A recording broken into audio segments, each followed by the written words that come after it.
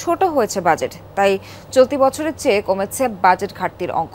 অর্থায়নে বেড়েছে অভ্যন্তরীণ উৎস নির্ভরতা। ব্যাংক ঋণ, সঞ্চয়পত্র সহ নানা উৎস থেকে অর্থ সংগ্রহ করতে চায় সরকার। বিশ্লেষকরা বলছেন, অভ্যন্তরীণ আয় বৃদ্ধি করা গেলে ঘাটতি অর্থায়নে চাপ পড়বে না। বিদেশি উৎস থেকে অর্থ সংগ্রহের যে লক্ষ্য নির্ধারণ করা হয়েছে তা পাওয়া অনিশ্চয়তা। প্রাণ সসের মাখামাখি টেস্ট নুডলসকে করে তোলে আরো ইয়ামি, আরো জোস। প্রাণ সসের দূর করে জনজীবনে স্বস্তি ফিরে আনার কঠিন কাজটি। পরিবর্তিত এই সময়ে 7,90,000 কোটি টাকার বাজেট দিয়েছে সরকার। নিয়ন্ত্রিত উন্নয়ন ব্যয় এবং মূল্যস্ফীতির উত্তাপ কমাতে দেয়া হয়েছে গুরুত্ব।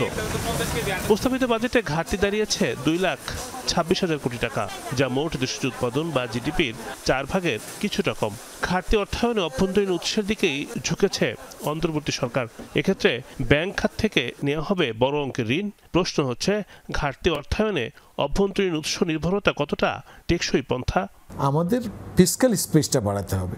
ফিসক্যাল স্পেস বাড়ানোর জন্য যেই ধরনের সংস্কার দরকার, যেই ধরনের রিফর্ম দরকার, সেই উদ্যোগ যদি না নিতে পারি আমাদের এরকম ঘাটতি হবে। ঘাটতির রিফ্লেকশনটা আমরা যদি ব্যাংক বরোয়িং নেই, সেখানে একটা ক্রাউডিং আউট ইফেক্ট হবে। প্রাইভেট সেক্টররা সেখানে তাদের টাকার তারল্য যে বিষয়টা আছে সেখানে একটা ক্রাইসিস হবে। এবারের বাজেটে বিদেশি উৎস থেকে অর্থায়নের পরিকল্পনা করছে সরকার। এক্ষেত্রে লক্ষ্য ধরা হয়েছে 1,01,000 কোটি টাকা। কিন্তু বৈশ্বিক টালমাটাল অবস্থায় অর্থ সহায়তা এবং ঋণ প্রাপ্তির সম্ভাবনা কতটুকু? বৈদেশিক উৎস থেকে ঋণ প্রাপ্তির বিষয়টি খুব সহজসাধ্য হবে না এবং হয়তো প্রত্যাশা মাফিক পাওয়াটিও দুরূহ হবে। যদি সেটি হয় তাহলে হয়তো অভ্যন্তরীণ উৎসের উপরে নির্ভরশীলতা বাড়াতে হবে। সরকারের ঋণ এখন 19,000 কোটি টাকার বেশি। তার মধ্যে দেশীয় উৎস থেকেই নেওয়া হয়েছে বেশি ঋণ। প্রস্তাবিত বাজেটে সুদ বাবদ ব্যয় ধরা হয়েছে 1,22,000 কোটি টাকা। 14% হচ্ছে আমাদের শুধু ইন্টারেস্ট পেমেন্ট, যেটা আমাদের শিক্ষা ও প্রযুক্তি মিলে যে বাজেটটা তার সমপরিমাণ শুধু ইন্টারেস্ট পেমেন্ট। তো এই জায়গা থেকে যদি আমরা বের হয়ে আসতে হয় তাহলে আমাদের ফিসক্যাল স্পেস বাড়ানোর কোনো বিকল্প নেই।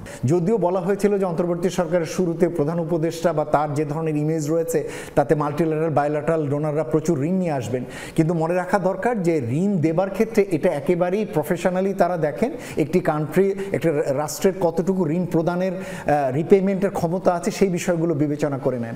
সেই বিবেচনা করলে এই মুহূর্তে আসলে আমাদের রিপেমেন্টের ক্যাপাসিটি যথেষ্ট দুর্বল এবং এখনো ঝুঁকির ভিতরে আমরা রয়ে গিয়েছি। চলতি অর্থ বছরের মূল বাজেটে মোট ঘাটতির অঙ্ক ছিল 2,56,000 কোটি টাকা জিডিপির অঙ্কে, যা 4.6%।